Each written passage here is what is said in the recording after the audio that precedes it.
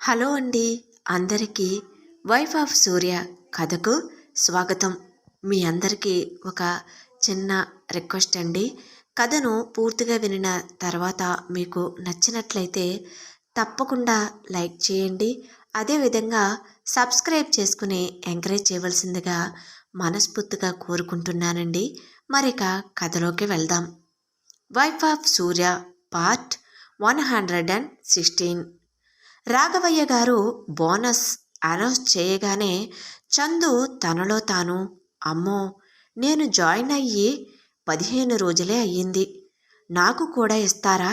నిజంగా ఇది నాకు ఈ సమయంలో ఎంత అవసరమో దేవుడికే తెలుసు. పిల్లల స్కూల్ ఫీజు కట్టడానికి సరిగ్గా సరిపోతుంది. ఆమె కళ్ళల్లో నీళ్లు తిరుగుతాయి.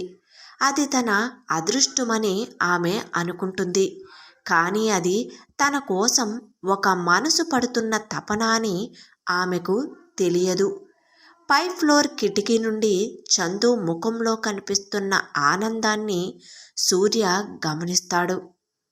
ఆమె చేతులు జోడించి దేవుడికి థ్యాంక్స్ చెప్పుకోవటం చూసి సూర్య మనసు నిండిపోతుంది. సూర్య కళ్ళల్లో తేమతో తనలో తాను, చందు, నీ కళ్ళల్లో ఈ ఆనందం చూడటానికే నేను ఇదంతా చేస్తున్నాను. నీకు ఎప్పటికీ ఏ లోటు రానియ్యను అనుకుంటాడు. రాఘవయ్య గారు చందు టేబుల్ దగ్గరకు వచ్చి ఒక తెల్లటి కవర్ను ఆమెకు అందిస్తారు. ఇదిగోండి చంద్రిక గారు, ఇది మీ బోనస్. మీరు జాయిన్ అయ్యి కొద్ది రోజులే అయినా సార్ అందరితో పాటుగా మీకు కూడా ఇవ్వమని చెప్పారు అంటారతను. చందు ఆశ్చర్యంతో కవరు అందుకుని, సార్, నాకు కూడానా? నేను వచ్చి 15 రోజులే కదా అయ్యింది అంటుంది. రాఘవయ్య గారు నవ్వుతూ, మా సార్ అంతేనమ్మా, ఎవరి కష్టాన్ని ఆయన వృధా పోనివ్వరు. అయినా ఇది మీ అదృష్టం అనుకోండి, ఆల్ ది బెస్ట్ అంటారతను. తర్వాత రాఘవయ్య గారు అక్కడి నుండి వెళ్ళిపోతారు. చందు ఆ కవరును గుండెలకు హత్తుకుంటుంది. చందు మెల్లగా కవరు తెరిచి చూస్తుంది. అందులో కొత్త నోట్ల కట్ట ఉంటుంది. 10 రోజుల్లోనే తన కష్టానికి ఇంత గుర్తింపు వస్తుందని ఆమె అస్సలు ఊహించదు. చందు కళ్ళల్లో నీళ్లు తిరుగుతుండగా తనలో తాను, దేవుడా, నిజంగా ఇదంతా నీ దయే. ప్రొద్దున్నే స్కూల్ ఫీజు కోసం ప్రిన్సిపల్ గారిని ఎంత బ్రతిమలాడాను. ఈ డబ్బుతో ఈరోజు ఫీజు కట్టయ్యొచ్చు. నా పిల్లల చదువుకు ఇక ఏ ఆటంకం ఉండదు. ఈ కంపెనీ ఓనర్ గారికి ఏమని కృతజ్ఞతలు చెప్పాలి? ఆయన ఎప్పుడూ హ్యాపీగా ఉండాలి అనుకుంటుంది. ఆమె మనసు నిండా ఒకటే తృప్తి. భయం పోయి ఆత్మవిశ్వాసం పెరుగుతుంది.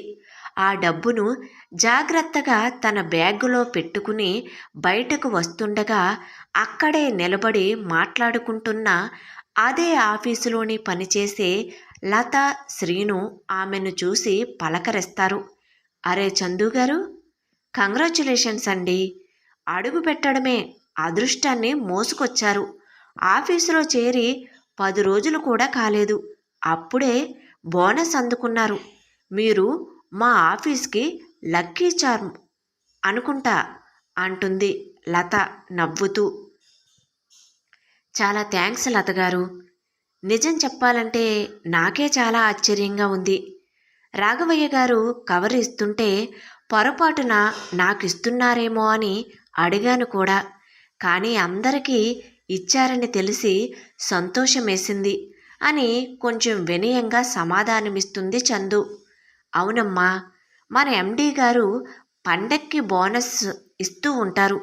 కానీ ఇలా మధ్యలో ఆయన తీసుకున్న నిర్ణయం అందరినీ ఆశ్చర్యపరిచింది. ముఖ్యంగా కొత్తగా చేరిన వాళ్ళని కూడా గుర్తు పెట్టుకోవటం అంటే సామాన్యం కాదు అంటాడు సీనియర్ ఉద్యోగి శ్రీను. నిజమే శ్రీను గారు, నేను బయట చాలా చోట్ల చూశాను. కొత్త వాళ్ళని అసలు పట్టించుకోరు. కానీ ఇక్కడ అందరినీ సమానంగా చూడటం చూస్తుంటే మన ఎండి గారు చాలా గొప్ప మనసున్న వ్యక్తి అనిపిస్తుంది. ఆయనకి నా మనసులోనే కృతజ్ఞతలు చెప్పుకున్నాను అంటుంది చందు. ఆ, అవునండి. ఆ డబ్బు నాకు మా ఇంట్లో చాలా ఉపయోగపడుతుంది అంటుంది లత. సరే అండి, నేనిక బయలుదేరుతాను. బై అని చెప్పి అక్కడ నుండి బయలుదేరుతుంది చందు. ఆమె మెట్లు దిగుతూ ఆ బోనస్ కవర్ తెరిచి లోపల ఉన్న నోట్లను మరొక్కసారి లెక్క పెట్టుకుంటుంది. చందు మురిసిపోతూ, దేవుడా, ఎంత సాయం చేశావు! సరిగ్గా స్కూలు ఫీజు కట్టాల్సిన టైములో ఎంత పెద్ద బోనస్! నేను అస్సలు ఇప్పటి వరకు చూడని ఆ ఓనర్ గారు నిజంగానే చాలా గొప్పవారు అనుకుంటుంది. ఆమె డబ్బులు లెక్క పెట్టుకోవటంలో మునిగిపోయి తన చుట్టూ ఎవరున్నారో కూడా గమనించదు. సరిగ్గా అదే సమయంలో సూర్య ఫోన్ మాట్లాడుకుంటూ పార్కింగ్ ఏరియా వైపు నడుచుకుంటూ వస్తుంటాడు. అతనికి ఎదురుగా చందు వస్తుందని అతను కూడా అస్సలు ఊహించడు. ఫోన్లో బిజినెస్ గురించి సీరియస్గా మాట్లాడుతూ ఉంటాడు సూర్య. లేదండి, ఆ డీల్ రేపు క్లోజ్ అవ్వాల్సిందే. నేను అక్కడికే వస్తున్నాను అంటాడు. అలా చెబుతూ తలెత్తిన సూర్యకు ఎదురుగా మెట్లు దిగి వస్తున్న చందు కనిపిస్తుంది. ఆమె తల వంచుకుని నోట్లు లెక్క పెట్టుకుంటూ అడుగులో అడుగు వేసుకుంటూ వస్తుంది. ఎదురుగా వస్తున్న చందుని చూసి సూర్య ఒక్క క్షణం స్తంభించిపోతాడు. అతని గుండె వేగంగా కొట్టుకుంటుంది. వెంటనే ఫోన్ కట్ చేసి వెనుకకు తిరిగి తాను వేసుకున్న ఉడీకి ఉన్న క్యాప్ను వెంటనే తలకు పెట్టుకుని క్రిందకు లాక్కుంటాడు. తన ముఖం సరిగ్గా కనిపించకుండా జాగ్రత్త పడతాడు. చందు ఇప్పుడు అతనికి కేవలం 2 అడుగుల దూరంలో నుండి నడుచుకుంటూ వెళ్తుంది. ఆమె తన డబ్బును బ్యాగులో పెట్టుకుంటుండగా ఆమె గాజుల సవ్వడి సూర్యను గతంలోకి తీసుకువెళ్తాయి. ఆమె అక్కడ ఉన్న వ్యక్తిని పట్టించుకోకుండా ఆటో కోసం తిన్నగా బయటికి వెళ్తుంది. ఆమె వెళ్ళిందా లేదా అని కొంచెం తల పైకెత్తి ఆమె తన నుండి కొంచెం దూరంగా వెళ్ళిందని కన్ఫర్మ్ చేసుకుని ఆమె వెళ్తున్న వైపు తదేకంగా చూస్తాడు. సూర్య తన తలకు ఉన్న ఉడి క్యాప్ కింద నుండి చూస్తూ తనలో తాను, చందు, నీ చేతిలో ఆ డబ్బు చూస్తుంటే నా గుండె మీద ఉన్న ఒక పెద్ద భారం దిగిపోయినట్టు ఉంది. నువ్వు హ్యాపీగా ఉంటే చాలు. నేను నీ కళ్ళకు కనిపించకపోయినా పర్వాలేదు అనుకుంటాడు. తర్వాత చందు ఆటోలో నేరుగా వెళ్ళి పిల్లల ఫీజు కట్టేస్తుంది. ఆ తర్వాత మిగిలిన డబ్బుతో పిల్లలకి ఇష్టమైన స్వీట్స్, కొత్త బొమ్మలు కొంటుంది. వాటిని తీసుకుని చందు ఇంటికి వెళ్తుంది. సాయంత్రం కావటం వలన అప్పటికే స్కూలు నుండి ఇంటికి వచ్చిన చిన్ను, బంటు తల్లి కోసం ఎదురు చూస్తూ ఉంటారు. ఇంతలో చందు గేటు తీసుకుని లోపలికి వెళ్ళగానే స్కూలు యూనిఫామ్లో ఉన్న చిన్ను, బంటు పరిగెత్తుకుంటూ వెళ్ళి చందు కాళ్లను చుట్టేస్తారు.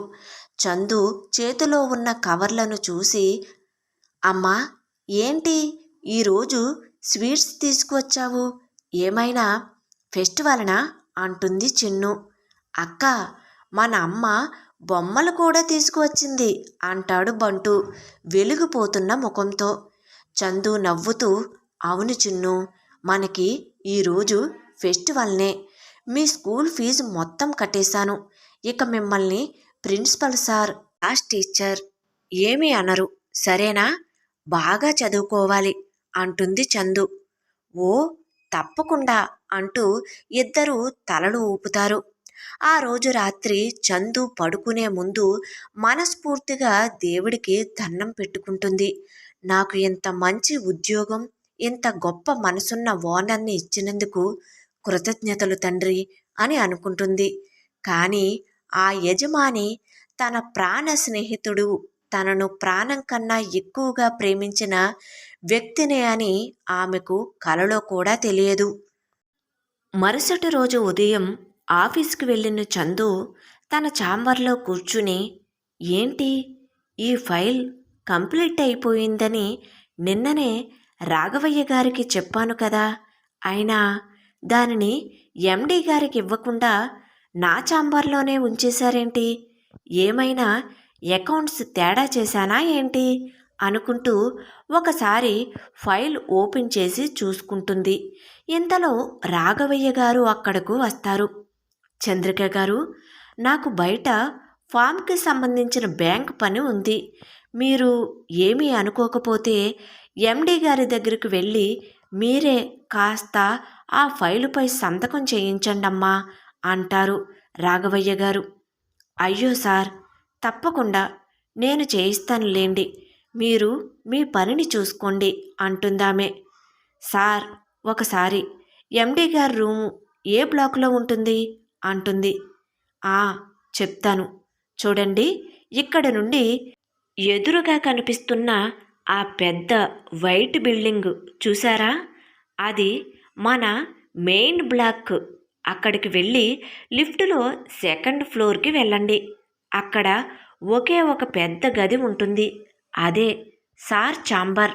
వెళ్ళండి, ఆయన వెయిట్ చేస్తుంటారు అంటారు రాఘవయ్య గారు.